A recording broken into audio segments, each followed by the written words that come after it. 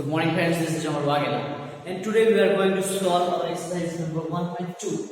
Question number 1. The question number 1 is state whether the statement is true or false. यानी हमको हमारा statement true है या false है ये दिखाना है. उसमें तीन है स्टेटमेंट 1, 2 एंड 3. हमारा स्टेटमेंट नंबर 1 है every irrational number is a real number. यानी पूछा गया है कि सारे के सारे इरेशनल नंबर क्या रियल नंबर है. तो हमको पता ही होना चाहिए फ्रेंड्स.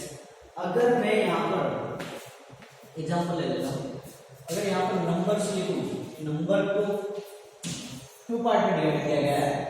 एक तो रियल नंबर एंड दूसरा इमेजिनरी नंबर. फिर रियल नंबर को भी टू पार्ट्स में डिवाइड किया गया है फ्रेंड्स. कौन से two parts? Rational number and दूसरा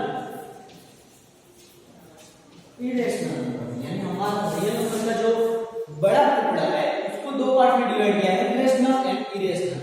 अभी यहाँ पे क्या पूछा है? एवरी इरेशनल नंबर, यानी कि सारे के सारे इरेशनल नंबर क्या होना चाहिए? रेशनल नंबर है क्या, ऐसा पूछा है. यस, हम यहाँ कह सकते हैं कि हमारा जो भी रेशनल नंबर का पार्ट है वो किसका पार्ट है?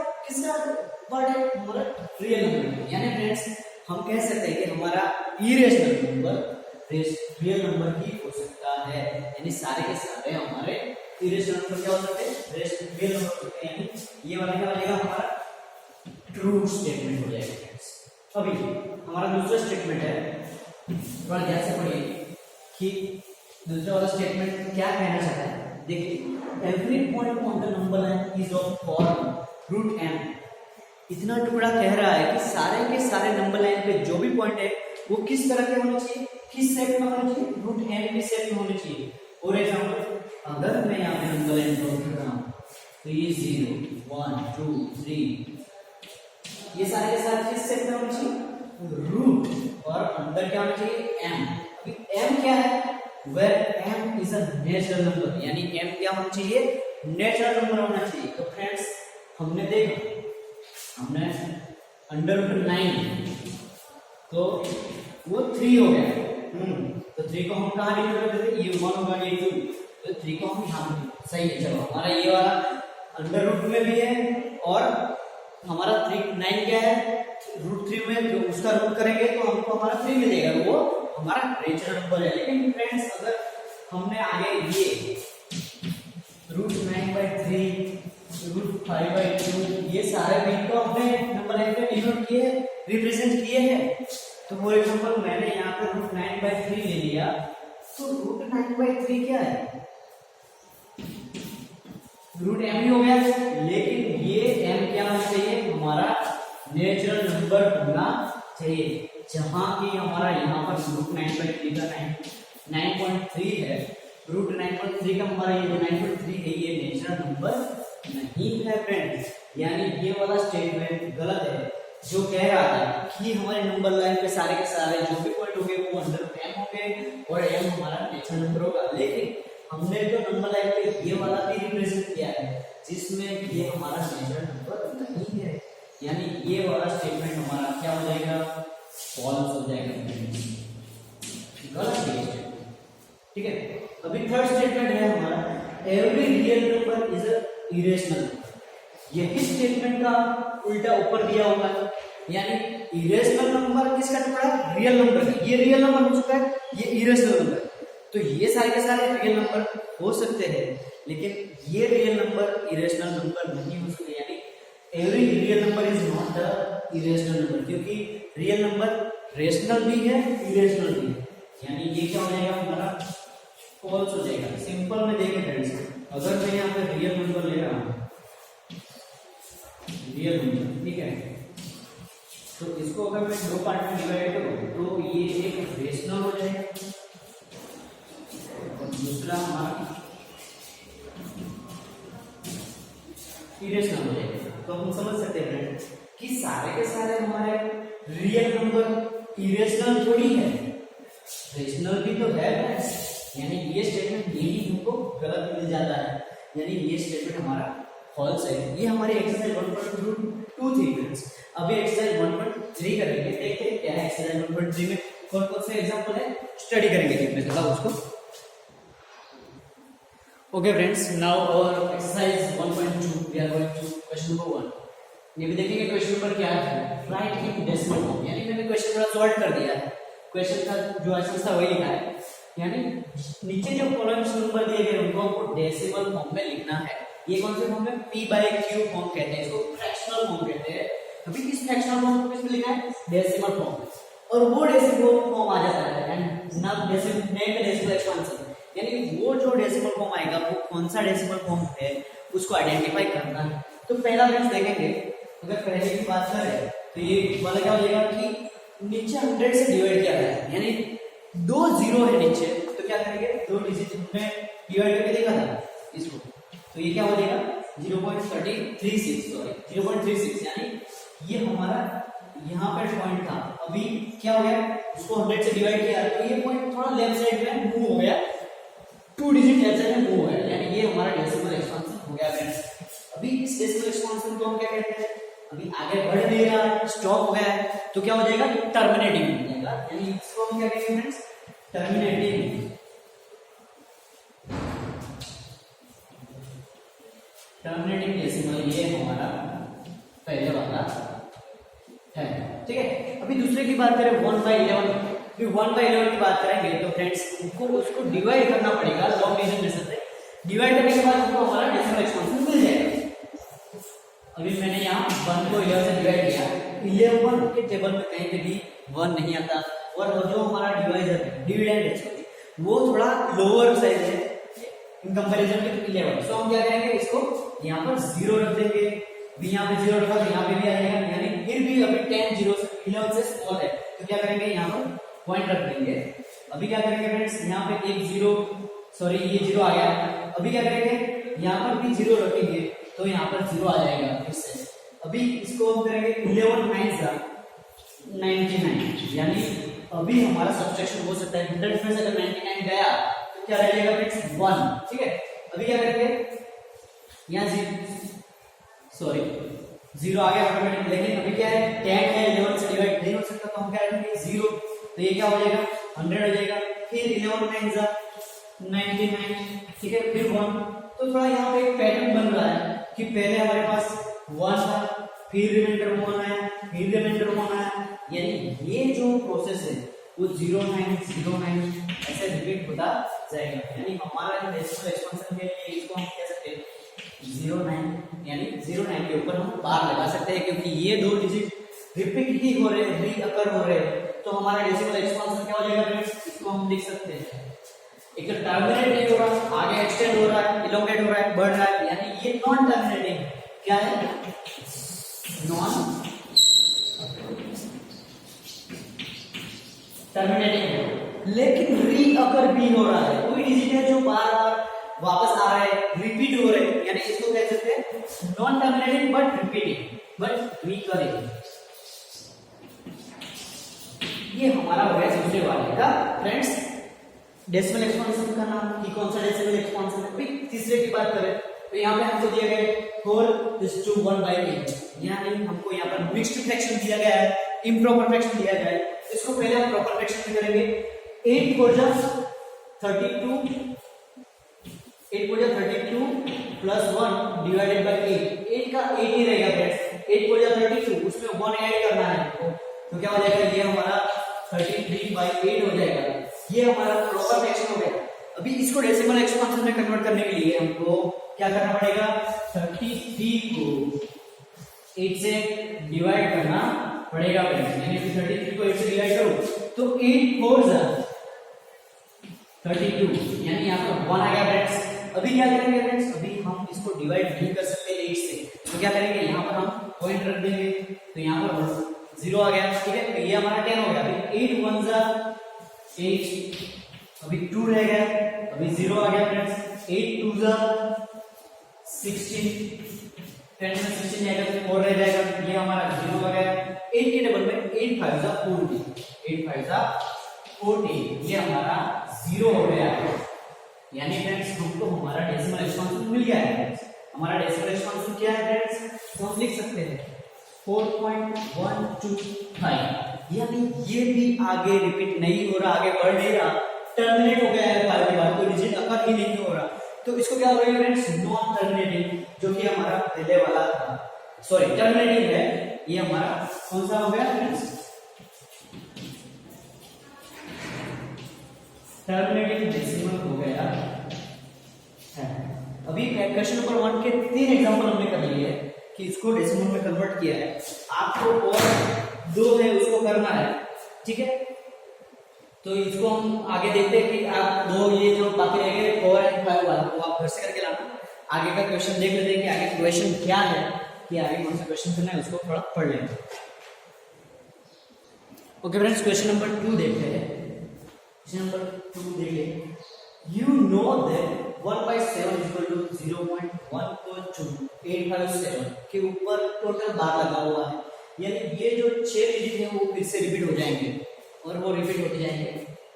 Can you predict what the decimal exponent of 2/7, 3/7, 4/7, 5/7, 6/7 are? यानी इसका हमको डेसिमल एक्सपेंशन दिया हुआ है, हमको प्रेडिक्ट करना है इनका डेसिमल एक्सपेंशन क्या होगा, इनका यानी 2/7 का, 3/7 का, 4/7 का, 5/7 का, 6/7 का, without actually doing the log division, यानी हमको डिवीजन मेथड प्रोसेस यहाँ पर करना नहीं है और डेसिमल एक्सपेंशन चाहिए। इफ सो हाँ, अगर करते हो तो कैसे करते हो, तो फ्रेंड्स पहले देख लीजिए 1/7 का हमको दिया हुआ है 142,857, यानी इसके ऊपर बार लगा हुआ है, तो ये टोटल फिर से 142,857 रिपीट होता जाएगा, लेकिन मैंने बार लगा दिया है, यानी ये समझ लेंगे कि वो वाले डिजिट सारे रिपीट हो रहे हैं, लेकिन फ्रेंड्स पता मुझे यहाँ पर 2/7 चाहिए, मेरा डिनोमिनेटर 7 है, यानी ये 7 का 1 पार्ट हो गया, ये 7 का सेकंड पार्ट हो गया, तो फ्रेंड्स क्या करेंगे इसको, यानी ये वाला एक टुकड़ा है इसका, तो ये वाले 2 टुकड़े, तो क्या करेंगे इसको 2 से मल्टीप्लाई करेंगे फ्रेंड्स, यानी क्या करेंगे इस वाले को अगर मैं 2 से मल्टीप्लाई करूं इस वैल्यू को, यानी ये वैल्यू को, तो मुझे 2/7 का मिल जाएगा। तो फ्रेंड्स करके देखते हैं, 2 से 2 7 जा 14 का 4 कैरी 1, 2 5 जा 10 और 1 11 का 1 कैरी 1, 2 8 जा 16 और 1 17 का 7 कैरी 1, 2 2 जा 4 एंड 5, 2 4 जा 8, 2 1 जा 2, पॉइंट के बाद हमारा 0, यानी फ्रेंड्स ये हमारा डेसिमल एक्सपेंशन हो गया किसका, 2/7 का।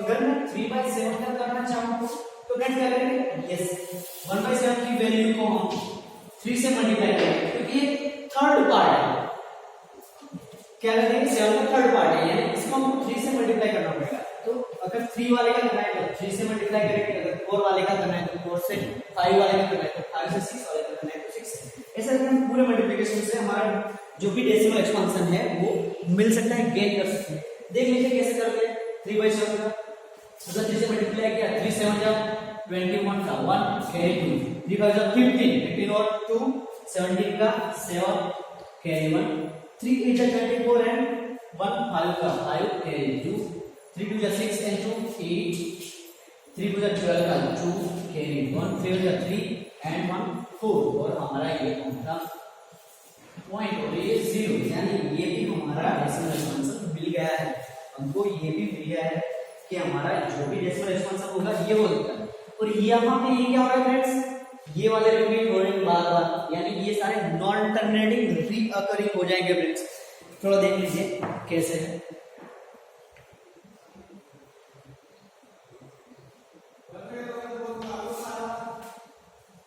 ओके ठीक है, चलो ये सारे रिपीट हो रहे हैं, ओके हम ये आंसर लिख सकते हैं कि इसके ऊपर हमको 12 रखना होगा, यानी ये हमारे डेसिमल एक्सपेंशन हो सकते हैं। उसी तरह 4/7, 5/7, 6/7 ये आपको खुद से करना है, ये होमवर्क समझ लीजिए आपका। अभी फ्रेंड्स क्वेश्चन नंबर 3 की तरफ जाते हैं। क्वेश्चन नंबर 3 में एक्चुअली क्या है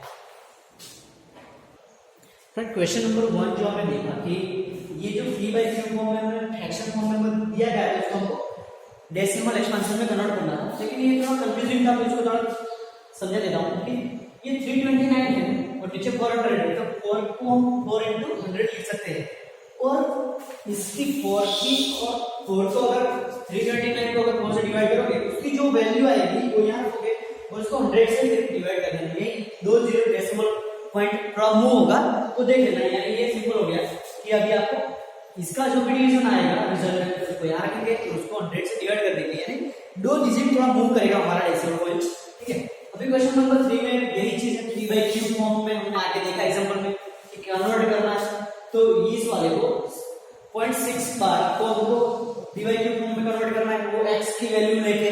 ठीक है फ्रेंड्स, वही चीज यहाँ पर 0.47 पर बार है, यानी यहाँ पर 7 डिजिट पे बार है, 7 पे बार है, तो इसको भी 3/q फॉर्म में कन्वर्ट करना है। और यहाँ पर थर्ड है 0.01, यानी यहाँ पर 3 डिजिट बार है, तो उसको 100 से मल्टीप्लाई 1000 से मल्टीप्लाई करके x की वैल्यू फाइंड आउट करके इसको आपको p/q फॉर्म में लाना है क्वेश्चन नंबर 3 को।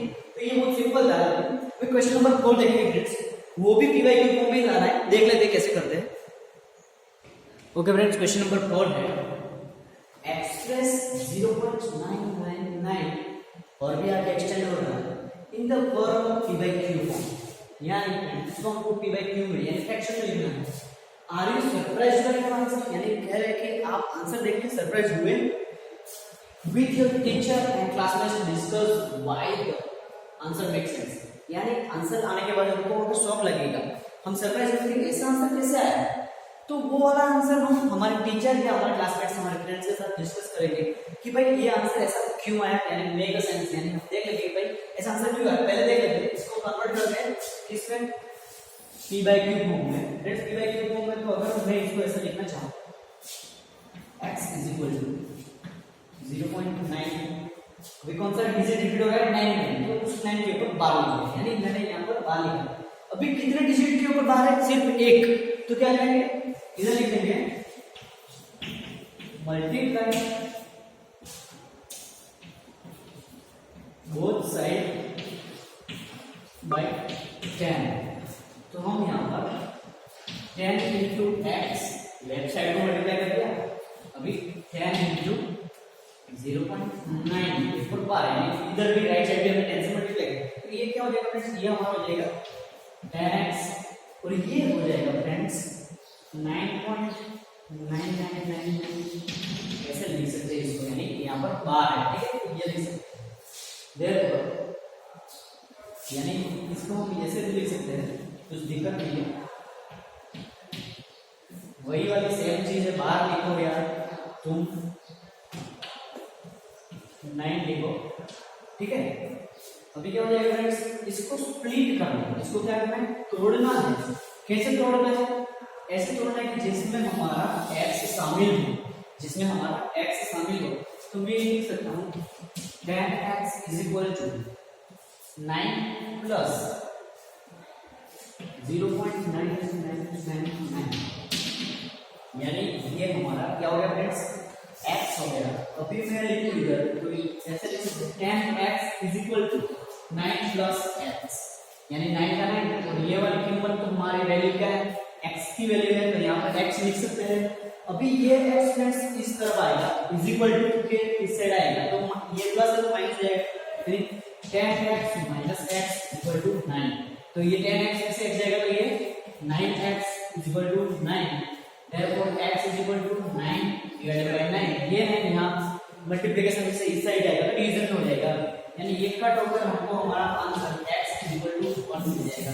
यानी फ्रेंड्स कह सकते हैं इसको 0.9999 को हम 1 रिप्रेजेंट कर सकते हैं, उसके हमारी फ्रैक्शनल वैल्यू p/q फॉर्म में कैसे इसको ला सकते हैं, x को 1 रिप्रेजेंट किया है फ्रेंड्स, यानी इसकी वैल्यू हम 1 लिख सकते हैं फ्रेंड्स।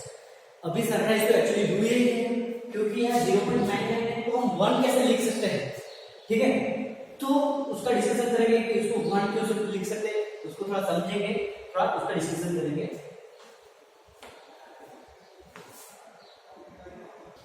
ठीक है फ्रेंड्स, देख लेते हैं। यहाँ पर मैंने 0.99 का p/q फॉर्म क्या लिखा है, 1 लिखा है, जो भाई हमारा आंसर है।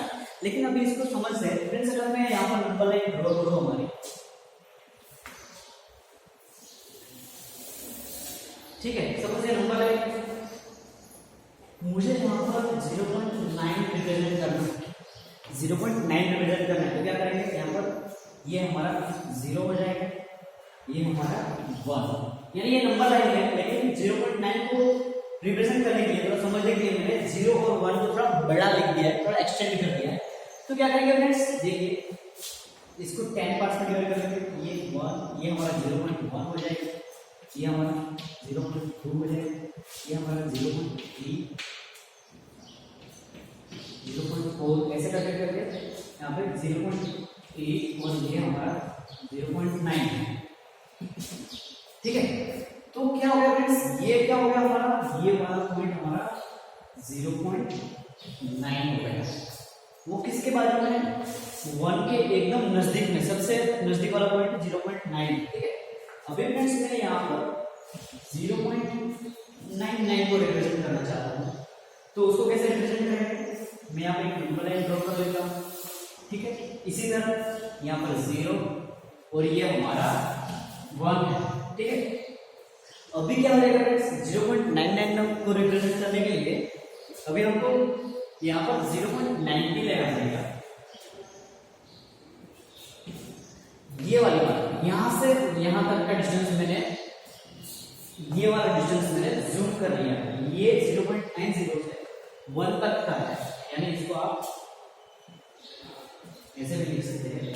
ठीक है, फिर ये वाला जो पॉइंट रहेगा ये 0.91 हो जाएगा, ये 0.92 हो जाएगा, ये 0.93 हो जाएगा। आगे बढ़ता जाएगा तो यहाँ पर क्या हो जाएगा, ये 0.98 और ये 0.99। तो ये हमारा पॉइंट हो गया 0.9।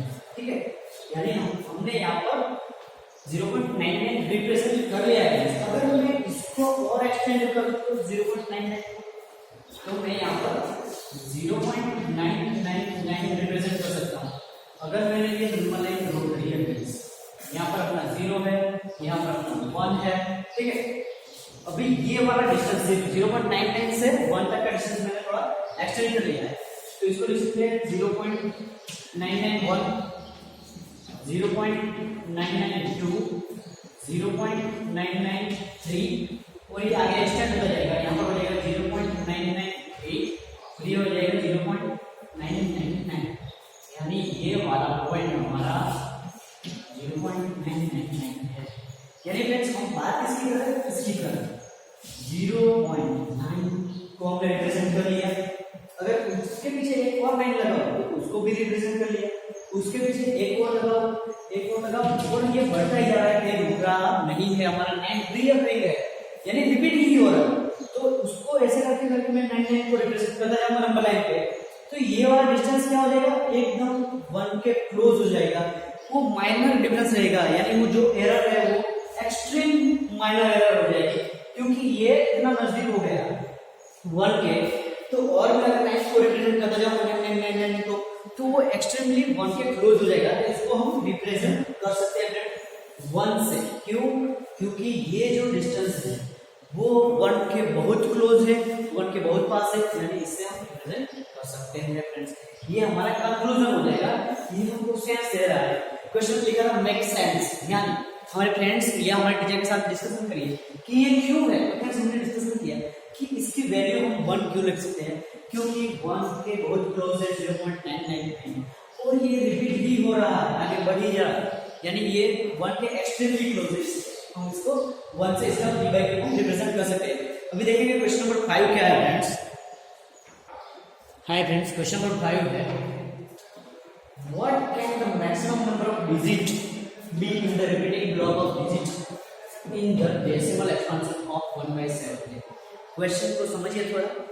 कहा है कि 1/17 का अगर मैं डेसिमल एक्सपेंशन लेता हूँ, यानी 1/17, तो अगर मैं यहाँ पर पॉइंट में लिखता हूँ, यहाँ पे 1 2 3 जो भी आएगा, तो वहां पर रिपीटिंग ब्लॉक कौन सा होगा, यानी कितने डिजिट के बाद वो वाला नंबर फिर से रिपीट होने वाला है। Perform the division to check your answer, यानी डिवीजन करना है। ठीक है, तो इसको कैसे करेंगे फ्रेंड्स, आपको हिंट दे रहा हूं, ये आपको घर से करना है। यहाँ पर हम क्या करेंगे, 1 को डिवाइड करेंगे 17 से। ठीक है, तो हमारा ये वाला प्रोसेस जो यहाँ पर हमारा मिलने वाला है आपको, ये कितने डिजिट आएंगे, उसके बाद ये वाला सारे डिजिट फिर से रिपीट होंगे, यानी रिपीटिंग ब्लॉक करना है। तो रिपीटिंग ब्लॉक में 5 कोई 5 डिजिट होगा, यानी 5 डिजिट यानी ये 1 2 3 4 5 यानी ये 5 डिजिट भी रिपीट हो रहे होंगे या 10 डिजिट भी रिपीट हो रहे हैं या 12 15 13 कुछ भी हो सकता है। मैं आपको एक हिंट दे रहा हूं कि यहाँ पर 16 डिजिट वाला ब्लॉक रेडी होगा, यानी एक बार यहाँ पर 0 के बाद 16 डिजिट आएंगे, बाद में वो वाले सारे 16 डिजिट फिर से रिपीट होंगे, यानी जो ये बात लिख रहे हो 16 डिजिट में आपको बाहर लिखना पड़ेगा। यानी फ्रेंड्स हम डिवीजन कब तक डिवीजन करना है, यहाँ जब तक 16 डिजिट नहीं आ जाते आपको डिवीजन प्रोसेस करना है। ये वाला आंसर आपको घर से करके लाना है कि 16 डिजिट के बाद, ये हिंट है आपको, मैंने आपको बता दिया है कि 16 नंबर के बाद वो 16 नंबर फिर से रिपीट होने लगेंगे, ठीक है। उसका एक ट्रिक है फ्रेंड्स, अगर यहाँ पर 1 है, ठीक है, तो जब आपको रिमाइंडर में 1 मिल जाए तो समझ लेना कि अब फिर से पूरा प्रोसेस रिपीट होने वाला है, डिवीजन प्रोसेस फिर से रिपीट होने वाला है। यानी आपको जब रिमाइंडर में 1 आ जाए आप अपना डिवीजन प्रोसेस स्टॉप कर देना। तो वहां पर हमारे कितने डिजिट होंगे फ्रेंड्स, 16 डिजिट होंगे। ये वाला आंसर आपको कैसे करना है। क्वेश्चन नंबर 6 देखेंगे। क्वेश्चन नंबर 6 में क्या है friends, hi friends, question number 6 ले लेते हैं। क्वेश्चन नंबर थोड़ा पढ़ लेते हैं। Look at the several examples of rational number in the form p by q where q is not equal to 0, where p and q are integers with common factor other than 1 and having terminating decimal representation। यानी हमको rational number के कुछ ऐसे example लेने हैं जिसमें हमको इसको p by q फॉर्म में रिप्रेजेंट करना है, जहां पर q is not equal to 0 यानी q 0 के बराबर नहीं होना चाहिए, p and q both are integers and having a common factor 1 यानी इनका common factor 1 होना चाहिए और कोई होना नहीं चाहिए, और उनका रिप्रेजेंटेशन यहाँ पर बहुत देखने वाली बात है कि रिप्रेजेंटेशन टर्मिनेटिंग होना चाहिए। और can you guess the property of q must satisfy, यानी इसके लिए q की जो प्रॉपर्टी है वो क्या सैटिस्फाई कर रही है वो हमको देखना है। तो पहली बात फ्रेंड्स, यहाँ पर हमको पता है दो टाइप के नंबर है, rational number and irrational number. Irrational number को p by q फॉर्म में नहीं लिख सकते, यानी उसका कोई चक्कर यहाँ पर है नहीं, हमको सिर्फ रेशनल नंबर की बात करनी है। भाई रेशनल नंबर को भी हमको डेसिमल रिप्रेजेंटेशन करना है उसका, और उसमें भी कौन सा, सिर्फ हमको टर्मिनेटिव ही जाना है फ्रेंड्स। तो देख लेते हैं कैसा है हमारा ये क्वेश्चन, क्रॉस को सॉल्व करके समझेंगे। अगर मैं यहाँ पर रेशनल नंबर लिखूं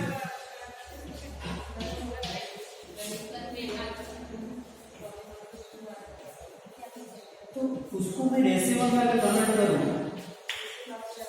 तो यहाँ पर फ्रेंड्स मुझे एक तो टर्मिनेटिंग डेसिमल मिलेगा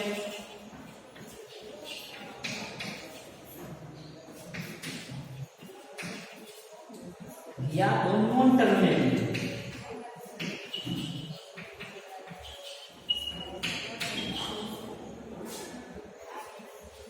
बट रिकरेंट, यानी इस डेसिमल को, यानी कोई रेशनल नंबर है उसको मैं डेसिमल में कन्वर्ट करना चाहता हूं तो वो टर्मिनेटिंग डेसिमल होगा या नॉन टर्मिनेटिंग होगा। और तीसरा जो पार्ट है non terminating but non recurring, उसको हम रेशनल यानी उसको p by q फॉर्म में नहीं लिख सकते, इसलिए इन दोनों की बात की है। उसमें पर्टिकुलरली हमको कौन सा चाहिए, टर्मिनेटिंग चाहिए, यानी ये वाला कैंसिल हो जाएगा। एक एग्जांपल ले लेते हैं जिसको आपको समझ में आ जाएगा कि बात एक्चुअली में है क्या। अगर मैं यहाँ पर 0.34 ले रहा हूँ, 34 ये आगे एक्सटेंड हो रहा है, आगे डेवलपमेंट हो रहा है, यानी अगर मैं इसको p by q फॉर्म में यानी रेशनल नंबर में लिखना चाहता हूँ तो 34 डिवाइडेड 99, लेकिन फ्रेंड ये क्या है, रीअकरिंग है, यानी ये रिपीट हो रहा है 3434, तो इसकी बात तो हो ही नहीं रही, हमको सिर्फ टर्मिनेटिंग डेसिमल्स की बात करनी है। तो फ्रेंड्स कैसे करेंगे, अभी टर्मिनेटिंग में भी क्या है, इसको p by q में लिखा, अभी q की कौन सी प्रॉपर्टी होगी जो हमको टर्मिनेटिंग डेसिमल दिलाएगी, टर्मिनेटिंग डेसिमल हमको हमारा आंसर मिलेगा। तो फ्रेंड्स देखेंगे p by q में q की ऐसी कौन सी प्रॉपर्टी है जो ऑलवेज टर्मिनेटिंग डेसिमल ही देती है, टर्मिनेटिंग डेसिमल से ही उसका आंसर होता है। अगर मैं यहाँ पर एक एग्जांपल लिखता हूँ, नंबर r कोई नंबर है उसको मैंने 2 से डिवाइड किया है। यहाँ पर फ्रेंड्स कोई r नंबर है जिसको मुझे 2 से डिवाइड करना, यानी अगर मैंने 2 से डिवाइड किया तो मेरा जो आंसर आएगा वो क्या हो जाएगा फ्रेंड्स, टर्मिनेटिंग डेसिमल ही होगा।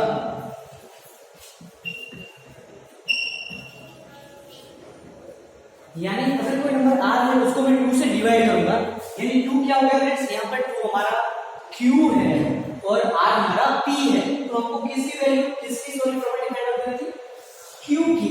ठीक है, क्यू की बात हो रही थी कि क्यू की ऐसी कौन सी प्रॉपर्टी है जो हमको टर्मिनेटिंग डेसिमल ही दिलाएगी। यानी एक देखिए यहाँ मैंने अगर किसी नंबर को आर से डिवाइड कर दिया है तो वो मुझे टर्मिनेटिंग प्रॉपर्टी ही दिलाएगी, टर्मिनेटिंग डेसिमल ही दिलाएगी। इसको और अच्छे से लिखा मैं कह सकते हैं कि किसी नंबर आर को मैं अगर 2 की पावर n से डिवाइड करूं तो मुझे मेरा आंसर ऑलवेज टर्मिनेटिंग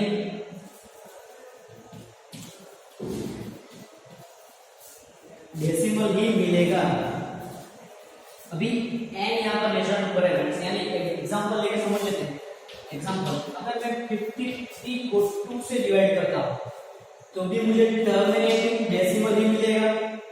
अगर 53 को मैं 2 की पावर 2 से 2 की पावर 2 यानी ये n हो गया, यानी n इक्वल टू 2 है, यानी इसको 53 को मैं 4 से 2 की पावर 2 यानी 4 से डिवाइड करूं तो भी मुझे टर्मिनेटिंग डेसिमल ही मिलेगा। अगर मैं यहाँ 53 को 2 की पावर 3 यानी 53 को मैं 8 से डिवाइड करूं, 2 की पावर 3 यानी 8 हो सकता है, 8 होता है, उसको भी मैं अगर डिवाइड करता हूं तो भी मुझे टर्मिनेटिंग डेसिमल ही मिलेगा। यानी कह सकते हैं कि आर नंबर है कोई, उसको अगर मैं 2 की पावर n से डिवाइड करूं तो मुझे मेरा टर्मिनेटिंग डेसिमल मिल जाएगा। ये हमारी क्यू की प्रॉपर्टी हुई। अगर और एक एग्जांपल लेके समझे थोड़ा तो और मजा आएगा, और सिंपलीफाई करके समझेंगे और अच्छे से समझ जाओगे कि ये कैसे है कि टर्मिनेटिंग डेसिमल क्यों मिल रहा है। अगर मैं यहाँ पर कोई नंबर आर है उसको 5 से डिवाइड कर रहा हूं तो मुझे terminating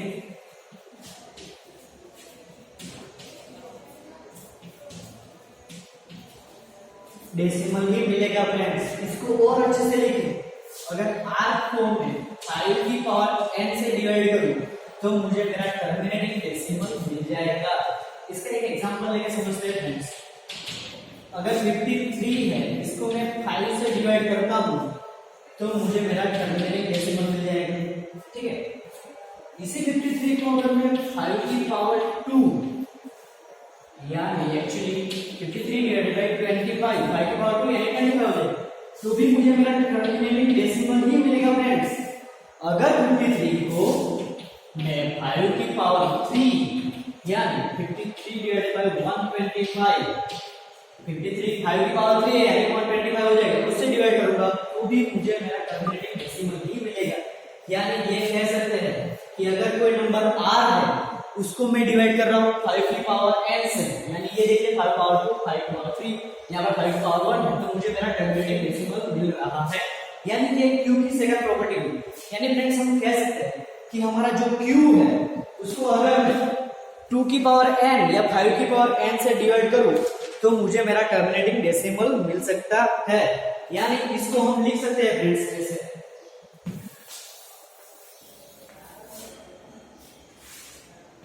r is divided by 2 raised to n 5 raised to n, then we can get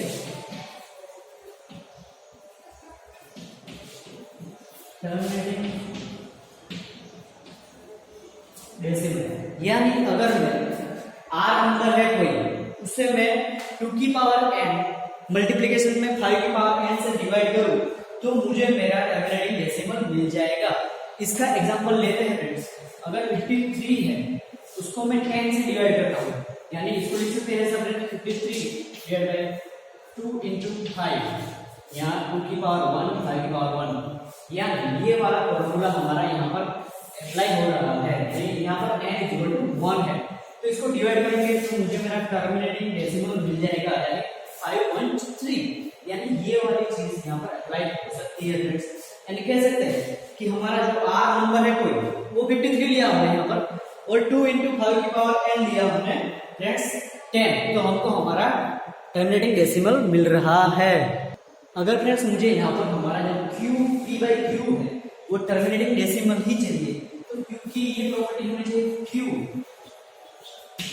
must be